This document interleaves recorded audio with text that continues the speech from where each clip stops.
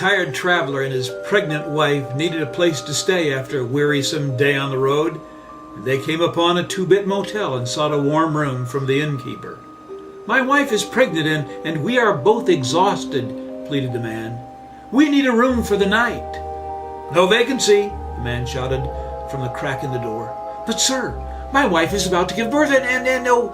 "Okay," grumbled the man. "You can sleep in the shed out back. Now leave me alone."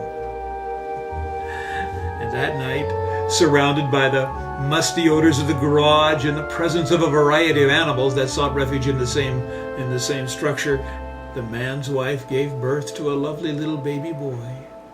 And the next day, the whole motel was abuzz with the news that a baby had been born out back.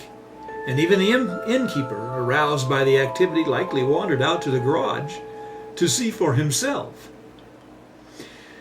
Now, I know the original story doesn't say so, but I believe that once the innkeeper saw the little baby boy, that suddenly a room became available for him and his mother, and other resources that the new family needed were freely offered.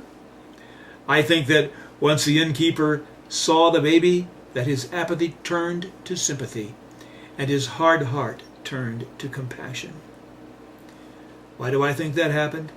Because that's exactly the kind of impact this little baby has had on people around the world for over 2,000 years. When they take a good look at that little baby born behind the motel, their lives are changed.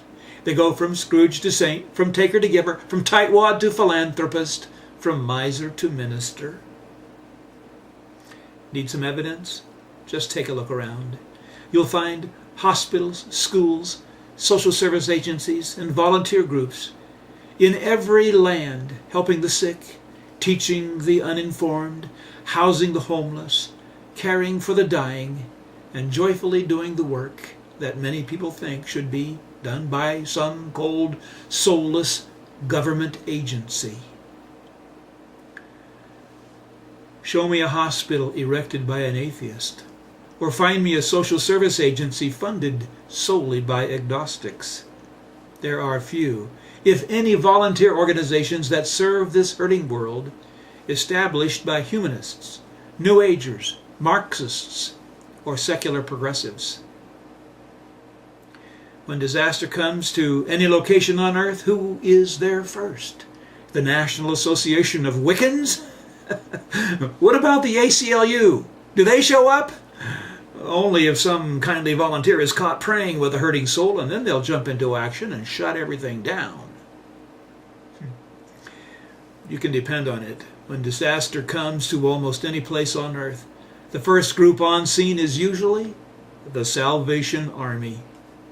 This impressive worldwide organization was started in 1875 in England by a Christian minister to the slums of London, where thieves and prostitutes, gamblers and drunks were among his first converts. It's a matter of fact, there is no other religion in all the world that is as generous, loving, caring, and other-oriented as the one that started in the backyard of that two-bit motel a couple of millennium ago.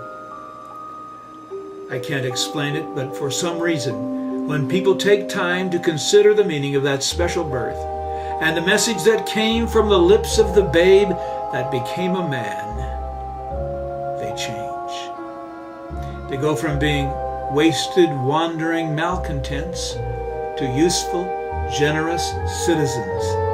They stop focusing only on what they don't have and ask what they can give.